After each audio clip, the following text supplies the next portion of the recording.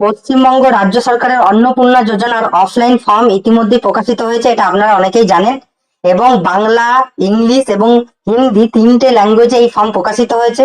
বাংলার ক্ষেত্রে 13 পৃষ্ঠার একটা রিভাইজ ফর্ম প্রকাশিত হয়েছে। তো চলুন এই 13 পৃষ্ঠা ফর্ম আপনারা কিভাবে ফিল আপ করবেন আজকে সেটাই দেখে নেবো।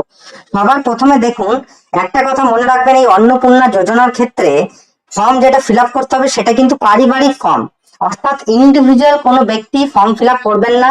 একটা পরিবারের মধ্যে যতজন মহিলা সদস্য থাকবে সবার জন্যই একটা সিঙ্গেল এবং কমন ফর্ম। সবার প্রথমে দেখুন, এই ফর্মে লাস্টের দিকে এখানে পরিবারের ডেফিনেশন দেওয়া আছে। এখানে পরিবার বলতে কি বোঝানো হচ্ছে? পরিবার বলতে এমন একদল ব্যক্তিকে বোঝানো হচ্ছে যারা সাধারণত একসঙ্গে বসবাস করেন এবং একই রান্নাঘর থেকে খাবার গ্রহণ করেন। তাহলে এটাই হচ্ছে এই ফর্মের ক্ষেত্রে পরিবারের কনসেপ্ট, মানে একসঙ্গে বসবাস করবে এবং এক জায়গায় রান্না বান্না হবে। এই রকম টোটাল সদস্য ওই পরিবারে যারা থাকবে তাদের জন্য কিন্তু এই ফর্ম একটাই ফিল আপ করতে হবে। এবারে চলুন দেখে নি কিভাবে ফর্মটি ফিল আপ করবো। সবার প্রথমে দেখুন, এখানে পরিবারের প্রধানের নাম লিখতে হবে। এই জায়গায় লিখবেন এই ফাঁকা জায়গায়, এবং এই নামটা কিন্তু আধার কার্ডে যে নামটি থাকবে সেই নাম অনুযায়ী লিখতে হবে। এরপর ওই যে প্রধান থাকবেন ওই পরিবারে তার জন্ম তারিখ এখানে দিতে হবে। জন্ম তারিখ, দিন, মাস এবং বছর এই ফরম্যাটে কিন্তু দিতে হবে। এরপর পরিবারের প্রধানের যে লিঙ্গ, অর্থাৎ তিনি পুরুষ নাকি মহিলা নাকি অন্যান্য, সেটা এখানে আপনাদেরকে স্পেসিফাই করতে হবে টিক দিয়ে। এরপর ওই পরিবারের প্রধান যিনি আছেন তার আধার নাম্বার এখানে দিতে হবে। যদি ডিজিটাল রেশন কার্ড থাকে তাহলে সেই ডিজিটাল রেশন কার্ডের নাম্বার এখানে দিতে হবে। এরপর ওই পরিবারের সদস্য সংখ্যা কত সেটা শুধুমাত্র সংখ্যায় এই জায়গায় লিখতে হবে। এরপর পুরো ঠিকানা এখানে লিখতে হবে। যোগাযোগের নাম্বার অর্থাৎ মোবাইল নাম্বারটা এখানে দিতে হবে। ওই পরিবারের যিনি প্রধান থাকবেন তার যে মোবাইল নাম্বার সেটা আমরা এখানে দেবো। এরপর দেখুন, ওই পরিবারের প্রত্যেক সদস্যর ডিটেলস এবার আপনাদেরকে এখানে দিতে হবে। দেখুন প্রথমেই কি আছে, সদস্য 1, অর্থাৎ প্রথম যিনি সদস্য, ধরুন ওই পরিবারের যিনি কর্মকর্তা বা হেড, তার যিনি ওয়াইফ বা তার মিসেস যিনি থাকবেন তার নাম আমরা প্রথমে একে রাখবো। এরপর তার ছেলে বা তার মেয়ে বা পুত্রবধূ যারা থাকবে পরপর একে একে আমরা সেই ডিটেলস এখানে কিন্তু ভরবো। তাহলে প্রথমে সদস্য ওয়ানের নাম, তার জন্ম তারিখ, তার লিঙ্গ, প্রধানের সঙ্গে তার সম্পর্ক কি সেটা এখানে দিতে হবে। এরপর সদস্য 2 সেম ভাবে জন্ম তারিখ, লিঙ্গ এবং পরিবারের প্রধানের সঙ্গে তার সম্পর্ক কি, আধার নম্বর, সব ডিটেলস এখানে ভরতে হবে। এরপর এই জায়গায় সব থেকে একটা ইম্পর্টেন্ট জায়গা হচ্ছে এই জায়গাটা। এবারে এই ক্ষেত্রে অন্নপূর্ণা যোজনা শুধুমাত্র যেহেতু মহিলারাই পাবেন এবং 25 থেকে 60 বছর বয়সী যারা মহিলা তারাই পাবেন, তাহলে সেই ক্ষেত্রে এখানে আপনি সদস্যদের নাম যখন লিখবেন, সবাই তো আর অন্নপূর্ণা যোজনার জন্য অ্যাপ্লাই করছেন না। যারা অন্নপূর্ণা যোজনার জন্য অ্যাপ্লাই করছেন তাদের এই পাশে এখানে টিক দিতে হবে। নেওয়া যাক, ওই পরিবারের যিনি প্রধান আছেন তার যিনি স্ত্রী, তার বয়স 25 থেকে 60 বছরের মধ্যে এবং তিনি অন্নপূর্ণা যোজনার জন্য ফর্ম ফিল আপ করতে চাইছেন। তাহলে সদস্য একে ওনার নাম লিখতে হবে, অর্থাৎ ওই প্রধানের স্ত্রীর নাম লিখতে হবে। এবং তিনি যে অন্নপূর্ণা যোজনার জন্য যে আবেদন করতে চাইছেন তার জন্য এখানে হাতে টিক মারতে হবে।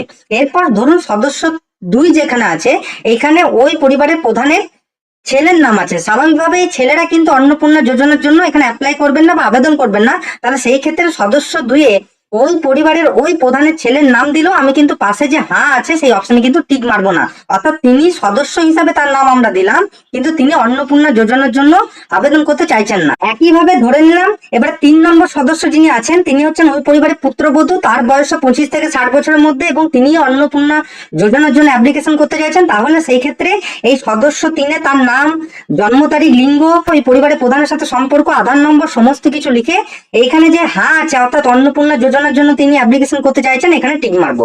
ঠিক এইভাবে ওই পরিবারের যদি আরো কোনো সদস্য থাকে তার ডিটেলস এখানে ফিল আপ করবো।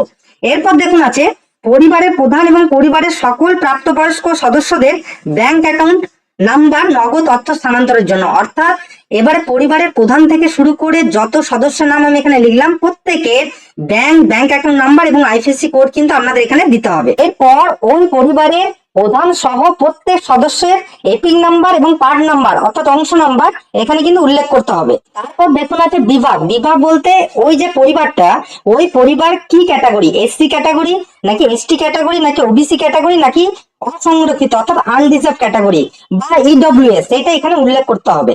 এরপর দেখুন আছে আপনার কি ডিজিটাল রেশন কার্ড আছে, যদি থাকে তাহলে হ্যাঁ, আর যদি না থাকে তাহলে না। এরপর দেখুন যদি ডিজিটাল রেশন কার্ড থাকে তাহলে সেই কার্ডের ধরন কিরকম, মানে অন্তর্দয় কার্ড নাকি এসপিএইচএইচ কার্ড নাকি পিএইচএইচ কার্ড নাকি আইকেএসওয়াই 1 কার্ড নাকি ভর্তুকিহীন কার্ড, সেটা কিন্তু এখানে উল্লেখ করতে হবে। এরপর পরিবারটি রেশন দোকান থেকে মাসিক রেশন তুলছে কিনা, যদি তোলে প্রতি মাসে রেশন তাহলে হ্যাঁ হবে, আর যদি না তোলে তাহলে না। এবারে আপনি যেই বাড়িতে বসবাস করছেন সেই বাড়ির স্ট্যাটাস জানতে চাইছে যে সেই বাড়িতে তিনটে কি বা তার বেশি রুম আছে, যেটা পাকা রুম বা পাকা বাড়ি। তাহলে উত্তর যদি হ্যাঁ হয় তাহলে হাতে টিক মারবেন, যদি না হয় তাহলে নাতে টিক মারবেন। এবারে আছে পারিবারিক জমির মালিকানা, অর্থাৎ আপনাদের যদি নিজস্ব কোনো জমি থাকে পুরো পরিবারের যে কোনো ব্যক্তির নামে তাহলে সেটা এখানে উল্লেখ করতে হবে, না থাকলে না উল্লেখ করতে হবে। যদি থাকে তাহলে রেজিস্ট্রেশনের নথি বা মিউটেশনের নথি যা আছে আপনাদের কাছে ডকুমেন্টস, সেই ডকুমেন্টস কিন্তু আপনাদেরকে জেরক্স কপি অ্যাটাচ করতে হবে সেলফ অ্যাটেস্টেড করে।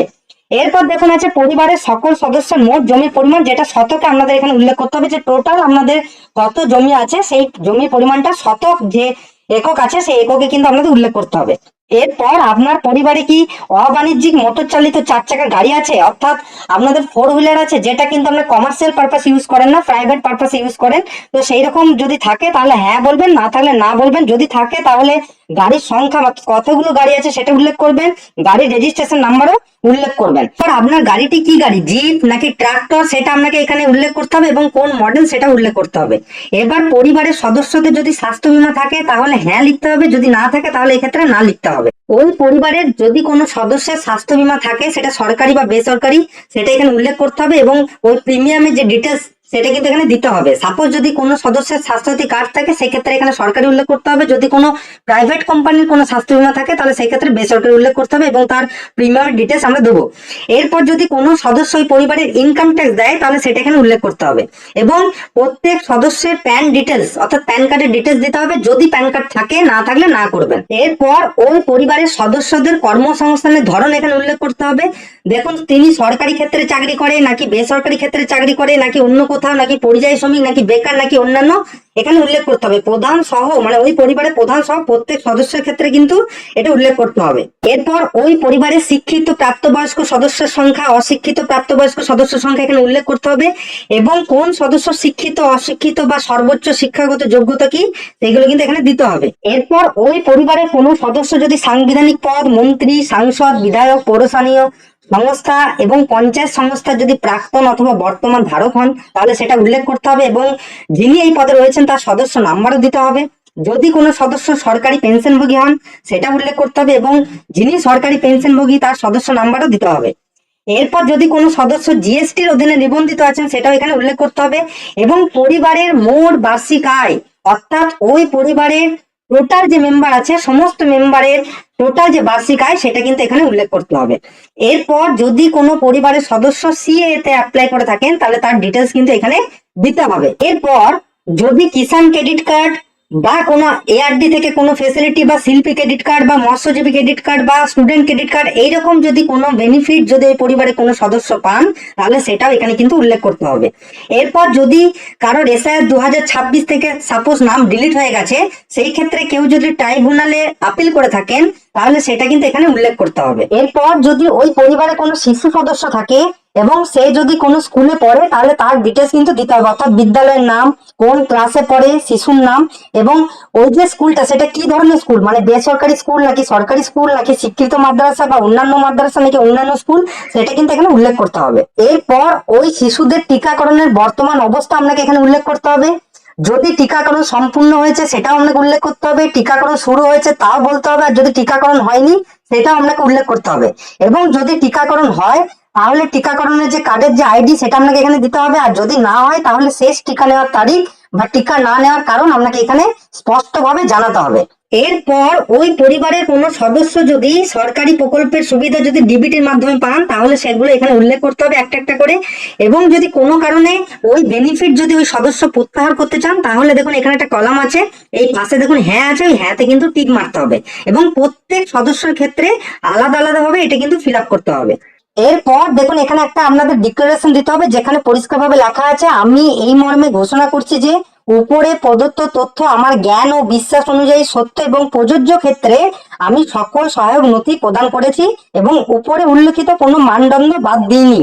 আমি অবগত যে আমার প্রদত্ত কোনো তথ্য মিথ্যা প্রমাণিত হলে আমার সামাজিক সুরক্ষা সংক্রান্ত সুবিধা সমূহ বন্ধ হয়ে যেতে পারে। এইরকম একটা ডিক্লারেশন থাকবে, এই ডিক্লারেশনটা ভালো করে আপনারা পড়ে নেবেন এবং তারপরে এখানে দেখুন পাশে একটা স্বাক্ষর বলে জায়গা থাকবে যেখানে আপনাকে সিগনেচার করতে হবে। এরপরের যে পোর্শনটা দেখুন আছে, এটা যিনি সরকারি আধিকারিক থাকবেন, যারা আপনার এই ফর্মটি ভেরিফিকেশন করবে, ফিজিক্যাল ভেরিফিকেশন, তিনি এখানটা তার তথ্য এখানে দেবেন এবং তিনি ফিল আপ করবেন, এটা আপনারা করবেন না। এবং যদি কোনো কারণে আপনার ফর্মটি ক্যান্সেল হয় বা রিজেক্ট হয়ে যায়, তার কি কারণ সেটা দেখুন, এইখানে একটা পয়েন্ট আছে, এই পয়েন্টে যিনি সরকারি আধিকারিক থাকবেন তিনি এখানে উল্লেখ করবেন এবং লিখে এই ফর্মটি তিনি সাবমিট করবেন। তাহলে আপনাদের এই দুটো জায়গা ফিল আপ করার কোনো প্রয়োজন নেই, এগুলো অফিসিয়াল পারপাসে ফিল আপ হবে। আপনারা এইভাবে ফর্মটি ফিল আপ করবেন এবং খুব ঠান্ডা মাথায় ধীরে সুস্থে ফর্মটি ফিল আপ করবেন, তাড়াহুড়ো করবেন না, কারণ অনেক বড় ফর্ম। ঠান্ডা মাথায় তাড়াহুড়ো না করে ফর্মটা ফিল আপ করে ভালোভাবে দেখে নিয়ে তারপর আপনারা জমা দেবেন।